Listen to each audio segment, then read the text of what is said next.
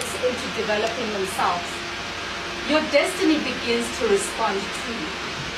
Have you ever been in a situation where you got something that you thought you were not qualified for, but that speaks to the vision of yourself that you have put out?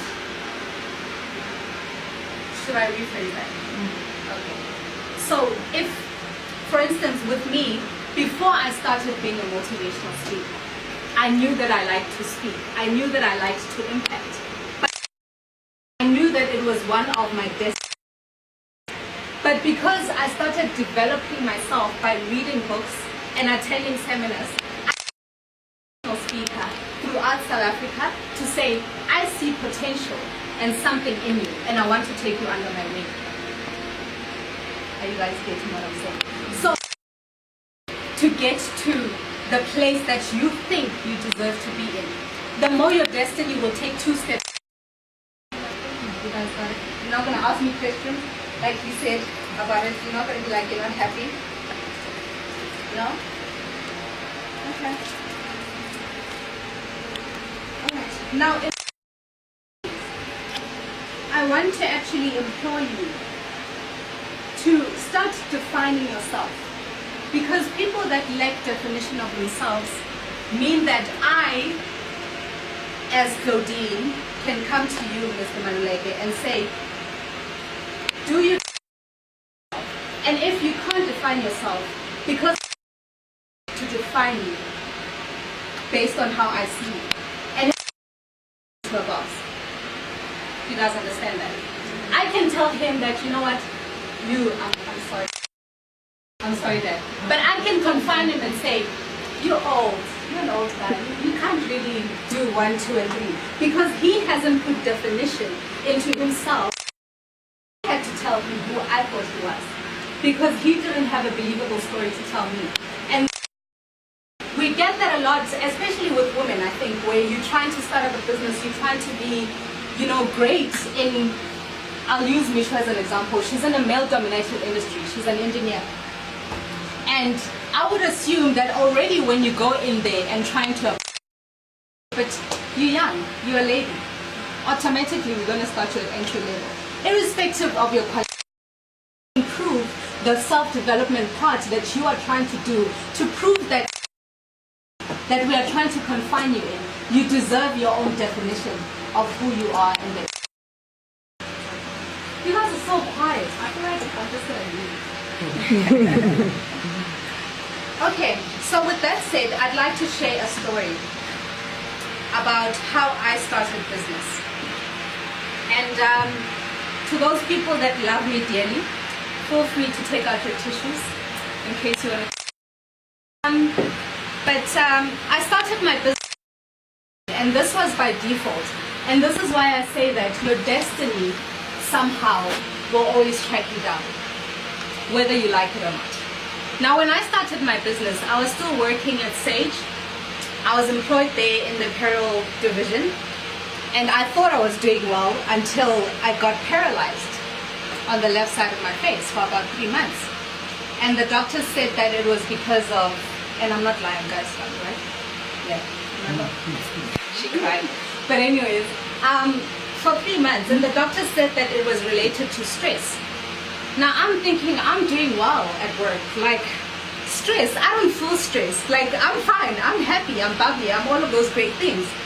And during that time, I was actually looking into starting a business, but I didn't know what kind of business. And then God, because I believe in God, God had other plans for me. He's like, Nkos, I've been telling you this is what I want you to do, but you're out here trying to build someone else's company. This is where I want you to be, and you're not listening. And he had to literally pull the brakes on me. You didn't listen, so we're going to take away your beautiful smile, or whatever else that it took away. And I remember that before the paralysis happened, I had an opportunity. I can't even remember how that opportunity came to me, where, I don't know if you guys know the Richard Branson School of Entrepreneurship. Okay, well, there is one here in South Africa, where Richard Branson has employed a number of expertise in business to train people that he thinks are potentials in the business industry. I got a call one day. I was sitting at the office, and they're like, well, Claudine, remember you applied last year, and that last year I was still a tracker at a very miserable job. I was still a tracker working in call center, and I applied for that. I don't even know why, because I didn't even know what business I wanted to get into. They called me and they said, we received your application and we want to give you an interview. An interview? I mean, the only thing I wrote there was that I like to do nails. How can you be interested in someone that likes to do nails when there's like 100 of us in one street? You know what I mean? Anyway, I went there, got into the interview. I was interviewed by this lovely lady that I still keep in touch with, Obusimbele. And she said to me, you know what? Your idea is very common, but there's something that I like about how you sell it. You don't sell it as just you doing nails. You sell it as a vision of being something bigger. And she's like, but anyways, I don't make the decisions. We'll give you a call next week. I'm like, anyways, I mean, this was last year's application. I'm not even interested in what they have to say. The very next hour, I got a call and they said to me, we think that we want to have you on board. We want to train you. I'm like, I haven't even started a business, guys. They're like, we don't care. We're going to help you start a business. I'm like, okay, but I haven't. I came up with all the things that confine me when they were trying to define me. Do you guys understand? I came up with, no man, but you know, I only have stock for like 200 rands. Like, bro, we don't care. Like, just come and start training. I'm like, I'm full-time employed. They're like, we don't care. We'll write a letter to you, to your boss. They wrote the letter. I went there shaking to my boss because David, finally, thank you. How nice. Welcome. And when I sent the letter, to my boss, I thought to myself, it's only been a year that I've been at Sage. And this lady is, you know, one of those black ladies that are just horrible to other black ladies. Yeah, she was one of those. And I was like, Sulu, I got this letter and this is what it says. It says that every Monday, Wednesday, and Thursday, at such a time, I need to be at the school. And she's like, well, is it going to give you a qualification? I'm like, well, I don't know. They just said I must come through, so what do you say? And she initially said no. And then another guy that was also in management, that we had a better relationship with in the same, was like, but why are you not giving this girl this opportunity? She's only going 2 hours in a day. You can always take away from those 2 hours. And I mean, she drives, so it's not like she'll be gone telling you about Nord and taxis and all of that mess. Just let her go. Let her go. She's still doing her first year here in this company. So there's really, she's not even yet an asset to us. So anyway, I started going. And then I think the thing that changed my mind about that opportunity when I started thinking about it was that if somebody in the United States can look at my plan and find it worth it to give me a shot, who am I not to believe in myself? He doesn't know me. I'm sure he doesn't know what I look like, but the people that represent him thought that I was enough. Now I wonder how many of us that are sitting in this room put ourselves in situations where we confine ourselves even when the definition is there.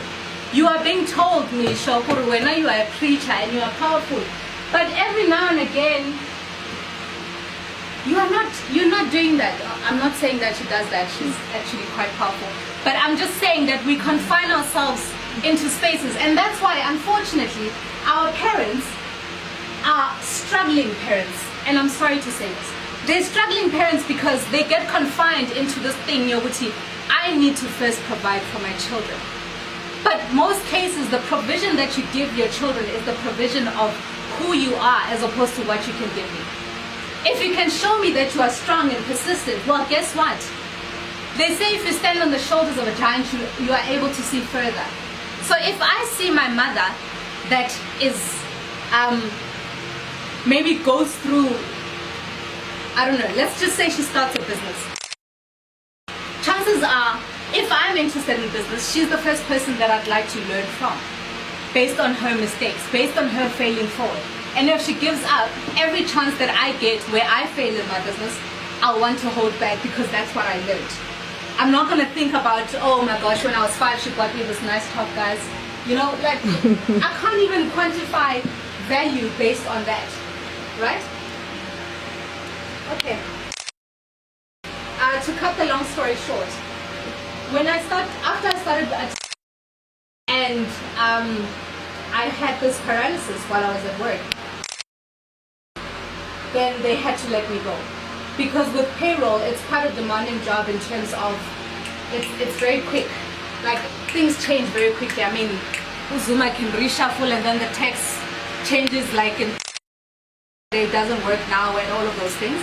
So anyways, when I went back 3 months later, they're like, you're no longer qualified. What we can do for you is put you back into a 6 months training. You have to reapply for that job. Sure. And we'll have to re-interview you for that job and see if you are worth it to come back. And I was like, but guys, like, you and I were having coffee, like, just fancy, you know what I mean? Mm-hmm. And I just didn't understand. That was God's way of saying to me, but that's not where I want you to be. Stop confining yourself when I'm trying to defy you. Mm-hmm. I mean, to define you. Mm-hmm. Anyways, needless to say, I was really, really broke when I left work on that day.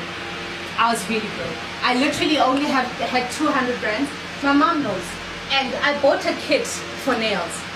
So my now business, where I'm now a celebrity nail technician and having to deal with, hey man, I have to say I'm proud of myself, but having to deal with the most elite celebrities, from just starting with 200 rands, a vision, and someone that defined me when I wanted to confine myself. So these are the lessons that I learned from that whole experience. I learned, guys, that fear is a real thing, eh? Fear is really a real thing. Fear is the determining factor between how successful you get or how much you lose. It's a determining factor of how much you make and how much you don't make. It also determines who you marry and who you don't marry. Because sometimes we fear that you, David, are worth marrying a Bonang Mateba, for instance, because you confine yourself based on the current situation. You look at that fear in the moment because you are unable to define yourself into the future of what she might need. And chances are, I mean, Bonang probably has everything. Chances are she just wants a guy that will like pull out her chair shame and like, you know, tell her she looks nice whether she takes off the weave or not. Tell her her rocks look pretty. You know that story. So how I break down fear is that fear is when you forever entertain all the rubbish. Ooh, wow. You forever entertaining all the rubbish that comes to you. But ngithi mina kusasa ngifuna ukuthenga Mercedes Benz. Mercedes Benz. Ngani kanjani uzofika okay like outright manje. I mean, you sold your car like last year. Uzofika nje asitala uyofika uyongena ngenyawo eMercedes Benz. You know, they begin to confine every single thing that you do. And unfortunately, some of that confinement and some of that fear is not even outside forces. It's within. Because just like James Robinson says, fear is begotten of ignorance and uncertainty. What that means is that fear either comes from one of two things. Either you fear that which you don't know, or you fear that which you are not sure of. So if you fear that which you don't know, why are you not learning to equip yourself to know better? Yeah. Because once you know better, you eradicate that fear. If you fear something that you are not sure of, why are you not making sure of it? And I've heard a lot of guys say, Uti, you know what, I'm but you look so unapproachable. You're fearing the unknown. You're fearing what you don't know. You've never come up to me and actually figured, Uti, like, come on, you know, you're putting me into a box. And another thing that I learned is that, and this is something I think I fall victim to quite a lot, I analyze too much. And I think that's mostly a woman thing. I don't know about guys, I can't really advocate for them. But that's a woman thing. But here's the thing, too much analysis brings paralysis. When you analyze things too much, you are crippling everything else that